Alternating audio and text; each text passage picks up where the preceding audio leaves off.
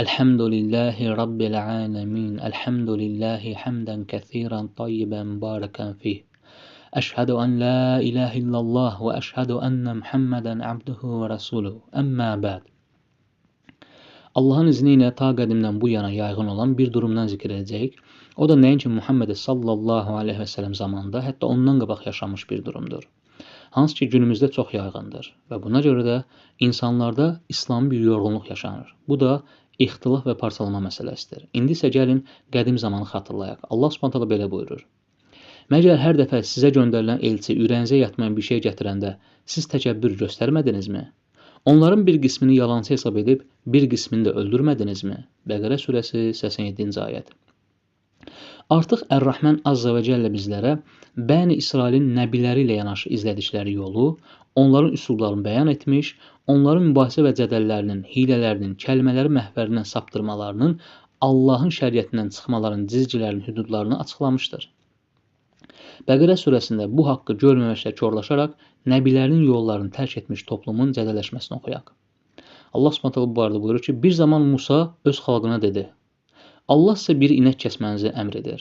Onlar, sən bizə ələ salırsan, dedilər. Musa, cahil olmaqdan Allaha sığınıram, dedi. Onlar dedilər, Rəbbinə dua et ki, onun nə cür inək olduğunu bizə bildirsin. Musa dedi, Allah buyurur ki, o nə çox qoca, nə də çox cavan. Bunların ikisinin arasında olan orta yaşlı bir inəkdir. Sizə nə əmr edilirsə, onu da yerinə yetirin. Onlar dedilər, Rəbbinə dua et ki, onun rəngini də bizə bildirsin. Musa dedi, Allah buyurur ki, o sarı rəngli parlaq bir inəkdir. Ona baxanları sevindirir. Onlar dedilər, Rəbbinə dua et ki, onun nə cür inək olduğunu bizə bildirsin. Çünki bu inək bizə başqa inəklərə bənzər görünür. Əgər Allah istəsə, biz düz yolda olaraq. Bəqərə surəsi 67-70-ci ayətlər. İnəkləri bir-birinə oxşadıb çaşbaş saldığı insanlar bunlardır. Təfriqəyə düşmək, cədəl və ixtilaf etməkdə pis bir məsələ çevrilmişlər. Malını və canını Allaha təslim etmiş bir möminin sifətlərindən deyil ki, Allahın ayətləri və rəsulların yolu haqqında mücadilə etsin. Allah bunlara bir inək kəsməkdən başqa bir şey əmr etməmişdi. Onlara gərək olanda iman edərkən bağladıqları əqdə, yəni sözləşməyə uyğun olaraq hər hansı bir inəyi kəsmələri idi. Allah və onun rəsullarının qarşı olan bu davranışın qorxunculuğunu və təhlükəsini dərk etmək üçün başqa bir məkana, ixtilafın, cədəlin və təfriqənin olmadığı mübarək və təmiz bir məkana getməyimiz labüddür. Orada da kəsmək əmri vardır. Lakin inək kəsmək deyil, Rəhmən və Rahim olandan kəramətli bir nəbiyə öz oğlunu kəsmək əmri. Allah Subhanahu buyurur: Biz də onu həlim xasiyyətli bir oğlan uşağı ilə müjdələdik. O, böyüyüb atası ilə bərabər çalışmaq həddinə çatdıqda İbrahim dedi: Oğlum, yuxuda gördüm ki, səni qurban kəsirəm. Bax gör nə düşünürsən. O dedi: Atacan, sənə buyurulan yerinə yetir. Allah qoysa mənim səbirlilərdən olduğumu görəcəksən. Hər ikisi Allahın əmrinə tabe olduqları və İbrahim onu üzüstə yerə yıxdığı zaman biz onu çağırıb dedik: Ey İbrahim, artıq sən yuxunu təsdiq etdin, biz yaxşı iş görənləri belə mükafatlandırırıq. Həqiqətən də bu açıq-aydın bir imtahandır. Saffət surəsi 101-106-cı ayətlər. Möminin yolu budur. Atacan, sənə əmr olunan yerinə yetir. La ilahə illallah. Kafirlərin yolu isə budur. Bu inək bizə başqa inəklərə bənzər görünür. İmanın misalı belədir. Allahdan istədiyi, Allahın ruziləndirdiyi övladını Allah əmr etdi deyə kəsməyə hazırdır. Firqələr və ixtilafın, yəni küfrün misalı da budur. Bir inəyi kəsmək üçün mübahisə edir. Subhanallah. Bəni İsrailin ayağını sürüşdüyü bu məqamdan salamat qalmağın, nicat tapmağın yolunu öyrənmək bu ümmətə vacibdir. Bəqərə və Saffət surələri ayətlərə diqqət edək. Allah sizə bir inək kəsmənizi əmr edir. Atacan, sənə buyurulan yerinə yetir. Və salam da qardaş. Allah deyir kəs, demək kəsməlisən. Daha nə axtarırsan? Əgər bir mövzuda Allah və Rəsulü bir işə hökm veribsə, sən də ona təslim olmalısan.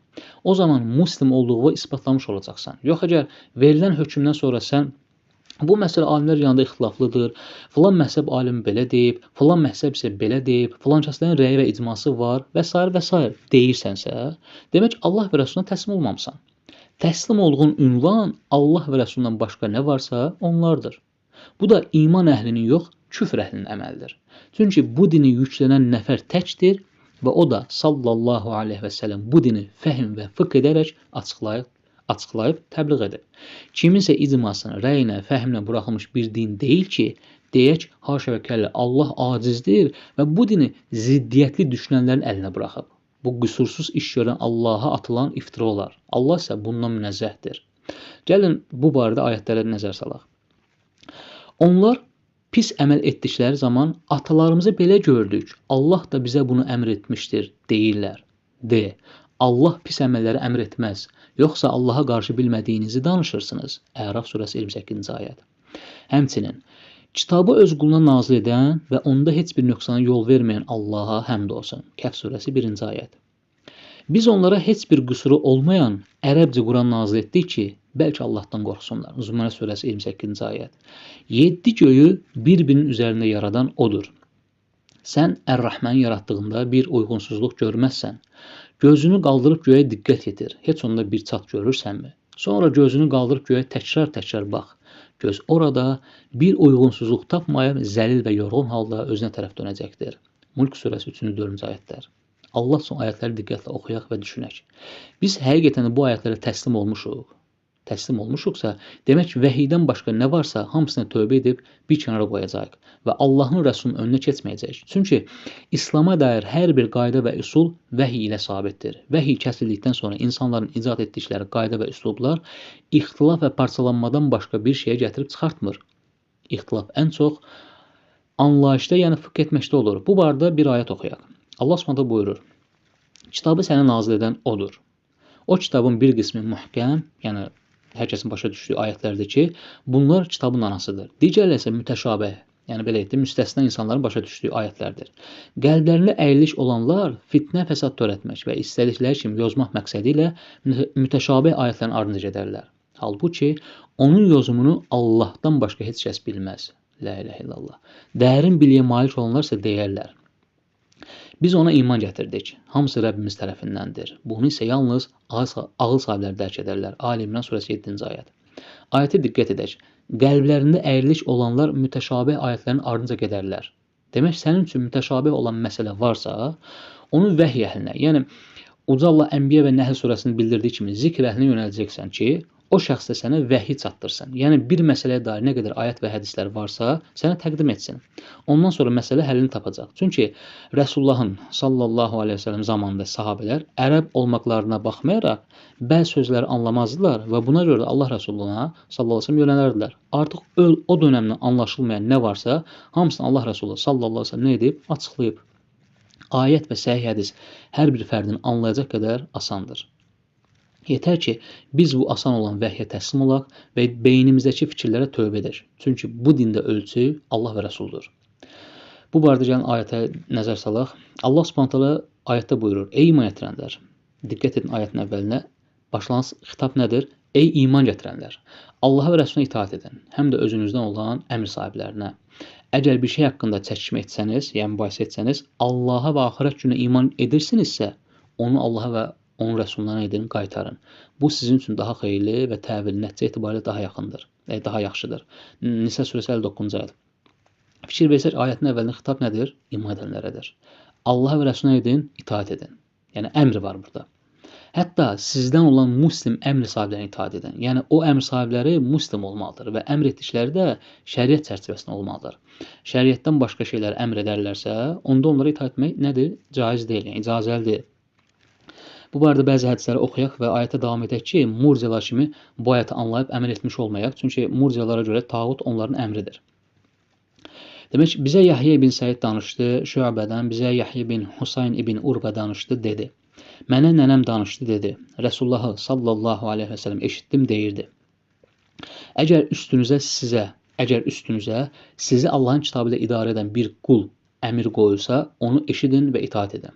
Baxın, əgər üstünüzə sizi Allahın kitabı ilə, Allahu Akbar, qayda budur, sizi Allahın kitabı ilə idarə edən bir qul əmir qoyulsa, onu eşidin və itaat edin. Əhməd 23619. Fikir versin nə deyir? Bugünkü murciələr ki, tağutu özünə əmir seçirlər. Allah Rəsulü sallallahu əleyhi və səlləm burada qaydanı deyir. Əgər üstünüzə, yəni sizə idarə edən bir şəxs nədir? Sizi Allahın kitabı ilə idarə edərsə, belə bir qul əmr qoyularsa, ona nə edin? Eşidin və itaat edin.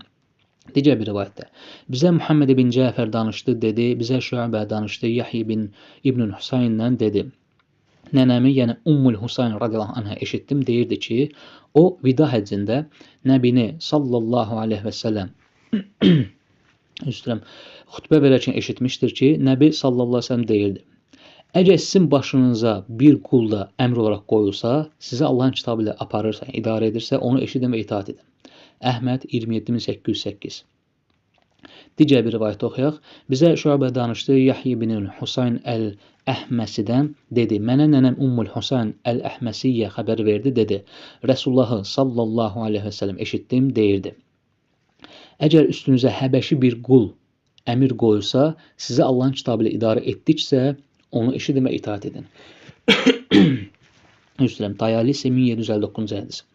İndi isə ayətə qayıdaq. Ayətin yəni davamında nədir? Əgər bir şey haqqında çəkişmə etsəniz, Allaha və axirət günə iman edirsinizsə, onu Allaha və onun rəsuluna qaytarın. Bu sizin üçün daha xeyirli və təvil nəticə etibarilə daha yaxşıdır. İş bitmişdir. Ölçümüz budur. Allah və Rəsulu.